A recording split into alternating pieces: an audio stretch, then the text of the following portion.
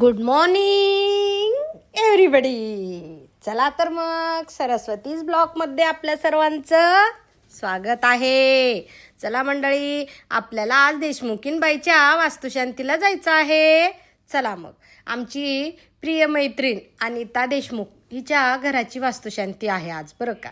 मग आम्ही सर्व मैत्रिणींनी मिळून खूप सुंदर प्युअर सिल्कची, एकतर ही साडीचं म्हणजे 2 in 1 आहे. एक सिंथेटिक, सिल्क आणि वॉशेबल. विशेष म्हणजे खूप सुंदर साडी भेटली आम्हाला तर आवडली.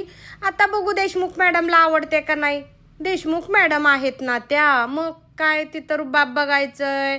मग हे आमच्याकडे मंडळी आहेर करताना अगोदर साडीला हळदी कुंकू लावून सुवासनीच्या डोक्यावर साडीचा पदर घेऊन परत ज्यांना आपण नेसवतो त्यांना आम्ही साडी करत असतो. बघा बरं आम्ही कसं साडी करायलो. तुमच्याकडं कसं साडी नेसवतात मला नक्की कमेंटमध्ये सांगायचं. असं गप्प बसायचं नाही मैत्रिणींनो. काय सांगायला लागले. हे पहा, आम्ही 4-5 जणी कॉन्ट्रीब्युशन करून अतिशय सुंदर, आम्ही कुठल्याही मैत्रिणीच्यात काही कार्यक्रम असो आम्ही सगळे एकत्र येऊन कॉन्ट्रीब्युशन करून खूप छान वस्तू असेल, साडी असेल, काही पण गिफ्ट देतो बरं का मंडळी आम्ही. हे पहा, खूप सुंदर अनिताने घर बांधलेलं आहे. पूर्ण घराची आम्ही मैत्री मंडळ आम्ही खूप सुंदर घराची पाहणी केली आमच्या मंडळाने. आणि हे पहा आमच्या कल्पनाचे लेकर, हे कल्पनाचे 2 जुळे लेकर आहेत, अथर्व आणि विक्रांत. काय आगाव लेकर आहेत, पण एवढे गोड लेकर आहेत मंडळी. हे बघा, खरंच ह्याला म्हणते लहानपण देगा देवा, मुंगी साखरेचा रवा. कसं असतं ना लहानपण. आणि 4 मजली घर, खूप मोठं आणि सुंदर घर बांधले अनितानं. खूप आवडलं अनिता तुझं घर. आम्ही वरी जाऊन अनिताला आहेर करून सगळं घर बघून रिटर्न गिफ्ट घेऊन आम्ही आता निघालो खाली. हे पहा आमचे हिरो. अशा प्रकारे मस्तपैकी बाय बाय करून सगळेजण आम्ही निघालो खाली. का खाली निघालो माहितीये का. खाली ना पेटपूजाचा कार्यक्रम होता. मग घराची पाहणी झाली, आहेर करण्यात आला. मग आता शेवटी काय राहणार, पेटपूजा. चला तर मंडळी, आम्ही जेवायला बसलो. एवढं ऊन झालं होतं, सुंदरपैकी असा छान मठ्ठा होता. आणि हे ही पिल्लू खूप गोड आहे तो, कल्पनाचे पोरं. हे आता लहानपणी आगावपणा करणार तर कधी करा. आम्ही आलो तिथून आईस्क्रीम खायला. कारण देशमुखबाईनं ना आईस्क्रीम ठेवल्या नव्हत्या, नुसतं जेवायलाच दिलत्या. मग आम्हाला खाऊ वाटलं आईस्क्रीम. चला मंडळी, आम्ही मग घेतलं कॉर्नेटो. आम्ही 6 मैत्रिणी होतो तर 6 जणीला 6 आईस्क्रीम घेतले. सगळ्या गेल्या गाडीत कल्पनाच्या, मी होते 2 व्हीलरवर. आपण गरीब माणसं मंडळी, आपल्याला कुठली 4 व्हीलर. आपण आपल्या यशवंतीवर फिरत असतो. कुठं, यशवंतीवर. ह्या गेल्या सगळ्या माझ्या पुढील मला सांगितल्या, सरस्वती आईस्क्रीम घेऊन या, आता मस्तपैकी ऊन आहे, गरम हुलाले, आपल्याला आईस्क्रीम खायची आहे. सगळेजण आले मंजूकडं आले.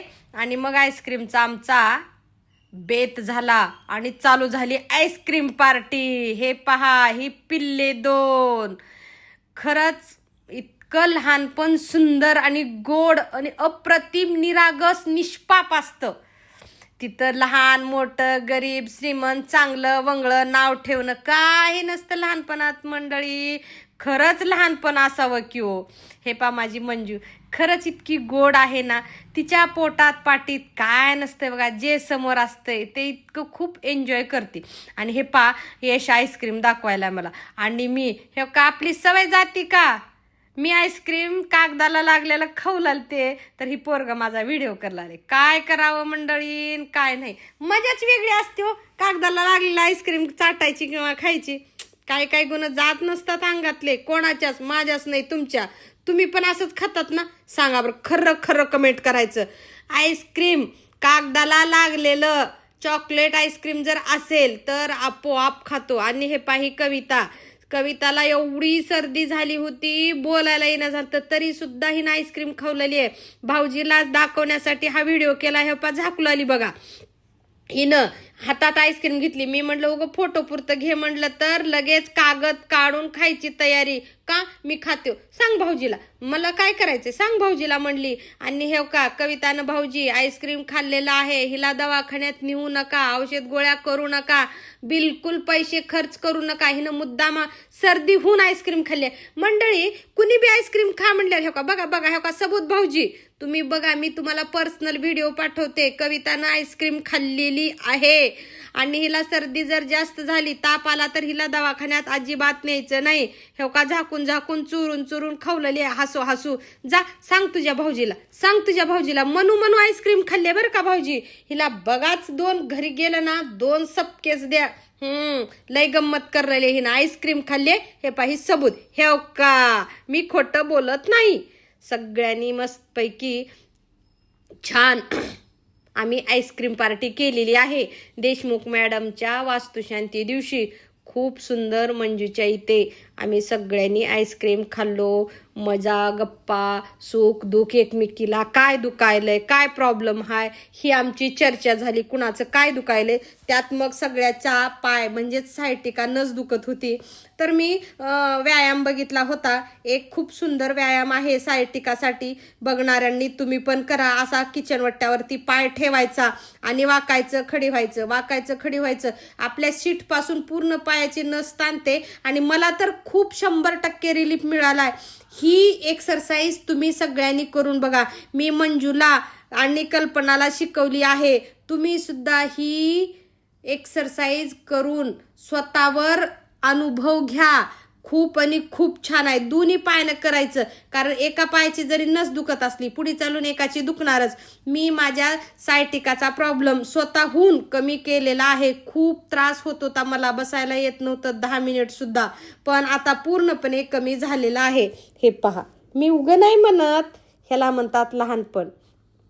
कसं असते माहितीये का, कुठं गेलं लेकराला काही खेळणी बघितली की बिलकुल बसवत नाही. ही मल्हारचं झाज आहे मस्तपैकी. कल्पनाचं पिल्लू हे पाहे खेळत आहे मस्त. खरंच हो, लहानपणी मजा असती. परत वाटतंय मला सुद्धा आणखीन लहान व्हावं, पण ही आता शक्य नाही. अशा प्रकारे सर्वांनी आम्ही देशमुख मॅडमच्या वास्तुशांती दिवशी आईस्क्रीमचा पार्टी केली, एन्जॉय केलं. खूप छान सुंदर. उरलेला अर्धा दिवस मंजूच्या इथं घालवला. तरी पण 4 वाजले होते. ऊन होतं म्हणून मी तोंडाला बांधत होते. आणि आता मी एका लेकराला किडनॅप करणार आहे, तुम्ही बघू शकता, पण कोणालाही सांगायचं नाही. हे पा, मी किडनॅप केलेलं आहे आणि आता ह्या पिल्याला मी घरी घेऊन जाणार आहे. चलो बाय.